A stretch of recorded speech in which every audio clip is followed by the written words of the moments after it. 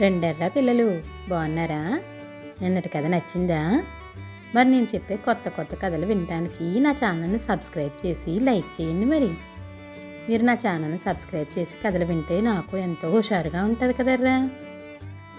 సరే ఈరోజు మన కథలోకి వెళ్ళిపోదామా? ఈరోజు మన కథ కాపలా దయ్యం. సూర్యాస్తమయం అయి చీకటి పడుతున్న సమయంలో పెద్ద ఉరుములు మెరుపులతో వాన ప్రారంభం అయ్యింది. అప్పటికి కొన్నాళ్లుగా ఎక్కడైనా ఉద్యోగం దొరుకుతుందేమో అని ఊళ్ళు పట్టుకు తిరుగుతున్న కిరీటి ఆ సమయంలో ఒక చిన్న గ్రామాన్ని సమీపిస్తున్నాడు. అతడికి దాపుల్లో శిథిలావస్థలో ఉన్న ఇల్లు ఒకటి కనిపించింది. చప్పున పోయి ఆ ఇంటి అరుగు మీద నిలబడ్డాడు. బయట కుండపోతగా వాన కురుస్తున్నది. చూస్తుండగానే బాగా చీకటి పడిపోయింది. వాన తగ్గే సూచనలు లేవు. ఇప్పుడేం చేయడమా అనుకుంటూ కిరీటి ఇంటి ద్వారబంధాలకేసి చూశాడు. తలుపుకు బాగా తుప్పు పట్టిన తాళం వేళ్లాడుతున్నది. అంతలో అక్కడికి వానలో తడుస్తూ వచ్చిన ఒక 20 ఏళ్ల అమ్మాయి ఇంటి చూరు కింద నిలబడుతూనే మెరుపు కాంతిలో కిరీటిని చూసి తుల్లిపడింది. కిరీటి ఆమెకు పొడిగా ఉన్న తన పైపంచె ఇస్తూ, భయపడకు, ముందు తల తుడుచుకో, నేనేం దొంగను కాను, అయినా ఇంత చీకటి వర్షంలో ఒంటరిగా ఎక్కడికి బయలుదేరావు అని అడిగాడు. ఆమె కొంచెం తటపటాయించి కిరీటి ముఖం కేసి ఒకసారి పరీక్షగా చూసి, ఈ పక్క గ్రామంలో ఉన్న మా బంధువుకు జబ్బుగా ఉంటే చూసి వస్తున్నాను. బాడుగ బండివాడు ఆఖరి క్షణంలో వాన భయం వల్ల బండి కట్టననేశాడు. ఇప్పుడు ఈ వాన గాలిలో ఏం చేయాలో తోచడం లేదు. మా ఊరు ఇక్కడికి అరకోసు దూరంలో ఉంది అన్నది. అంతలో పాడుబడ్డ ఇంటి కిటికీలోంచి గబ్బిలం కీచుమంటూ ఆమె తల మీదుగా ఎగిరిపోయింది. ఆమె భయంతో కెవ్వుమంది. కిరీటి నవ్వి, వర్షంలో ఒంటరిగా రావడం చూసి చాలా ధైర్యవంతురాలు అనుకున్నాను అన్నాడు. ఆమె సిగ్గుపడుతూ, నాకు దొంగలన్నా చీకటన్నా పాములన్నా భయం లేదు, కానీ దయ్యాలంటే మహా చెడ్డ భయం. పాడుబడ్డ ఇళ్లల్లో దయ్యాలుంటవి కదా అన్నది. తరువాత ఆమె తన పేరు శిల్ప అని చెప్పింది. కిరీటి ఒక్క క్షణం ఆగి, చూడు శిల్ప, మనకు ముందు తెలియదు కానీ మన చుట్టూ ఉన్న మనుషుల్లో దయ్యాలను మించిన వాళ్ళున్నారు. నా సంగతే చూడు, మా నాన్న పోయాక బంధువులమంటూ ఇంట చేరిన వాళ్ళు నన్ను రకరకాలుగా మోసగించి ఉన్న కొద్దిపాటి ఆస్తి కాజేశారు.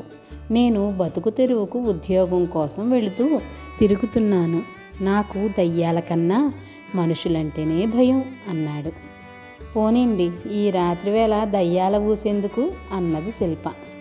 వర్షం తగ్గే సూచన లేకపోవడంతో కిరీటి ఇక మనం ఈ రాత్రికి ఈ ఇంట్లోనే తలదాచుకోక తప్పదు అని తుప్పు పట్టిన తాళాన్ని గట్టిగా లాగాడు. అది చేతిలోకి ఊడి వచ్చింది. అంతలో లోపలి నుంచి, ఎవరు వాళ్ళు? నేను దయ్యాన్ని, జాగ్రత్త, లోపలికి రాకండి అన్న కేకలు వినిపించాయి. శిల్ప వణికిపోతూ కిరీటి చేయి పట్టుకుని, వర్షం అయితే అయ్యింది, పారిపోదాం రండి అన్నది. కిరీటి ఆ మాటలు వినిపించుకోకుండా కాలితో తలుపును గట్టిగా తన్నాడు. అది విరిగి ధబీమని వెనక్కు పడిపోయింది.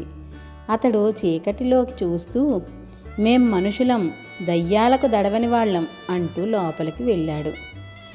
గది మధ్య ఒక ముసలి దయ్యం కూర్చుని ఉంది. అది కిరీటిని శిల్పను చూస్తూనే, ఎంత ధైర్యం, ఎంత పొగరు, నిలువునా చీల్చేస్తా అన్నది. అదేదో తర్వాత చేద్దువు గాని ముందు ఈ సంగతి చెప్పు, ఈ పాడుబడ్డ కొంపన నువ్వు కాపలా కాస్తున్నది అని అడిగాడు కిరీటి. ఆ ప్రశ్న వింటూనే ముసలి దయ్యం ఏడ్పు ముఖం పెట్టి, ఛీ, ఈ కొంప అంటే నాకు పరమ చేదరా. నా పెళ్ళాం పిల్లలు డబ్బు కోసం నన్ను జలగల్లా పట్టుకొని నానా హింస పెట్టేవాళ్ళు. హవ్వా, సంపాదించడం ఖర్చు పెట్టడానికా? నేనేం వాళ్ల పప్పులు ఉడకనివ్వలేదు. నీ కాపలా కాస్తున్నది ఇక్కడ దాచిన నిధిని అన్నది. కిరీటి దయ్యంకేసి జాలిగా చూస్తూ, పెళ్ళాం పిల్లలు నువ్వు కూడా అనుభవించక చచ్చి దయ్యానివై ఆ డబ్బుకు కుక్క కాపలా కాస్తున్నావన్నమాట అన్నాడు. ముసలి దయ్యం కొంతసేపు ఆలోచనలో పడింది. ఏళ్ల తరబడిగా అక్కడ కాపలా కూర్చోవడం దానికి విసిగనిపిస్తున్నది. అది గది మధ్య ఒక చోట తవ్వి పెట్టెనొకదాన్ని పైకి తీసి మూత తెరుస్తూ, ఈ డబ్బంతా నువ్వు తీసుకో, నాకు ఈ కాపలా బాధ తప్పుతుంది అన్నది. కిరీటి పెట్టెలోని నాణాలు కొన్ని తీసుకొని చూసి, నువ్వు చచ్చిపోయి చాలా పెద్ద కాలమే అయినట్టుంది, ఇప్పుడు ఈ రాగి సత్తు నాణాలు చెల్లవు అన్నాడు. అయ్యో అలాగా అంటూ దయ్యం పెద్దగా మూలిగింది. ఆ మరుక్షణం దానికి గబ్బిలం ఆకారం వచ్చింది. అది కీచుమంటూ పెట్టెలోని నాణాల మీద ఒకసారి వాలి తుర్రుమంటూ బయటికి ఎగిరిపోయింది. కిరీటి పెట్టెను దయ్యం తవ్విన గుంతలో పడవేసి గట్టిగా చేతులు దులుపుకుంటూ శిల్పకేసి చూశాడు. శిల్ప ఆశ్చర్యంగా, అబ్బా మీరెంత ధైర్యవంతులండి అన్నది. నా ధైర్యానికేం గాని ఈ రాత్రికి మనం ఇక్కడ కాలం గడపక తప్పదు అన్నాడు కిరీటి. ఇద్దరూ గదిని సాధ్యమైనంతలో శుభ్రం చేసుకుని నిద్రపోయారు. తెల్లవారి కిరీటి నిద్ర లేచేసరికి శిల్ప అరుగు మీద నిలబడి రాత్రి గాలి వాన దెబ్బకు విరిగిపడిన చెట్లకేసి చూస్తున్నది. చాలా పెద్ద గాలివానే నన్నమాట. రాత్రి మనకు ఈ దయ్యం కొంప దొరకడం అదృష్టం అన్నాడు కిరీటి. మీకు మరొక అదృష్టం ఎదురవ్వబోతున్నది. మా నాన్న దగ్గర మీకు ఉద్యోగం ఇప్పిస్తాను. అయితే అందుకు చిన్న కథ ఒకటి కల్పిస్తాను. రాత్రి వర్షంలో దొంగలు నా నగలు కాజేయాలని చూస్తుంటే మీరు రక్షించారని చెబుతాను అన్నది శిల్ప. కిరీటి ఏమీ మాట్లాడకుండా తల ఊపి ఊరుకున్నాడు. తర్వాత వాళ్ళు బయలుదేరి శిల్ప ఊరు చేరేసరికి మధ్యాహ్నం అయింది. చుట్టూ పళ్ళ చెట్లు, రకరకాల పూల మొక్కలు ఉన్న శిల్ప వాళ్ళ పెద్ద డాబా ఇల్లు చూడగానే కిరీటి వాళ్ళు చాలా ఆస్తిపరులని గ్రహించాడు. శిల్ప తండ్రి ఆమెను చూస్తూనే, క్షేమంగా వచ్చావా తల్లి, నువ్వు ఇల్లు చేరలేదన్న బెంగతో నాకు రాత్రి నిద్రే లేదు అన్నాడు. శిల్ప తండ్రికి కిరీటిని చూపుతూ తాను కల్పించిన కట్టుకథ చెప్పి, ఈయన చేసిన సహాయానికి నువ్వేదన్నా ఉద్యోగం ఇవ్వాలి నాన్న అన్నది. ఉద్యోగమా? ఒక్క ఉద్యోగం ఇచ్చినంత మాత్రాన నా రుణం తీరుతుందా అంటూ శిల్ప తండ్రి కిరీటి 2 చేతులు పట్టుకున్నాడు. కిరీటి ఆయనతో, క్షమించండి, మీ అమ్మాయి చెప్పింది నిజం కాదు. నేనే దొంగల బారి నుంచి ఆమెను రక్షించలేదు. ఎంత నిరుద్యోగినైనా అబద్ధాలు చెప్పి ఉద్యోగం సంపాదించడం నాకు నచ్చదు అన్నాడు. శిల్ప తండ్రి కూతురికేసి అయోమయంగా చూశాడు.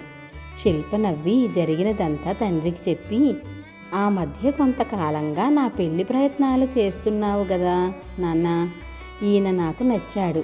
అయితే మనిషి మనస్తత్వం ఎలాంటిదో తెలుసుకునేందుకు చిన్న నాటకం ఆడాను. అబద్ధాలాడి సంపాదించే ఉద్యోగం ఇష్టం లేదన్నాడంటే ఆయన నిజాయితీ తెలుస్తూనే ఉన్నది అన్నది. శిల్ప తండ్రి ఎంతో సంతోషపడుతూ కిరీటికేసి ఒకసారి చూసి భార్యను పిలుచుకు వచ్చేందుకు గబగబా ఇంట్లోకి వెళ్ళాడు.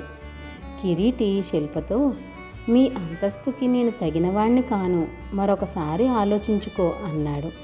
శిల్ప చిరుకోపంగా, ఇక్కడ అంతస్తుల గొడవలు తేకండి, మీ ధైర్యం నిజాయితీ నాకు నచ్చినాయి. ఒకవేళ నేను మీకు నచ్చకపోతే ఆ మాట చెప్పేయండి అన్నది. ఆస్తిపాస్తులు పోయి నిరుద్యోగిగా ఊళ్ళు పట్టుకు తిరగడం మేలే అయ్యింది. అలా కాకపోతే నీలాంటి మంచి భార్య నాకెక్కడ దొరికేది అన్నాడు కిరీటి. అప్పుడే అక్కడికి వస్తూ కిరీటి మాటలు విన్న శిల్ప తల్లిదండ్రులు పరమానందం చెందారు. పిల్లలు, కథ నచ్చిందా? అయితే లైక్ చేసి షేర్ చేయండి, మరి అలాగే సబ్స్క్రైబ్ కూడా చేయండిరా. పిల్లలు, నా కథలు ఎలా ఉన్నాయో మీరు కామెంట్ల రూపంలో కూడా పెట్టండి. అలాగే మీరు ఎలాంటి కథలు వినాలనుకుంటున్నారో కూడా నాకు కామెంట్లలో పెట్టండి, సరేనా?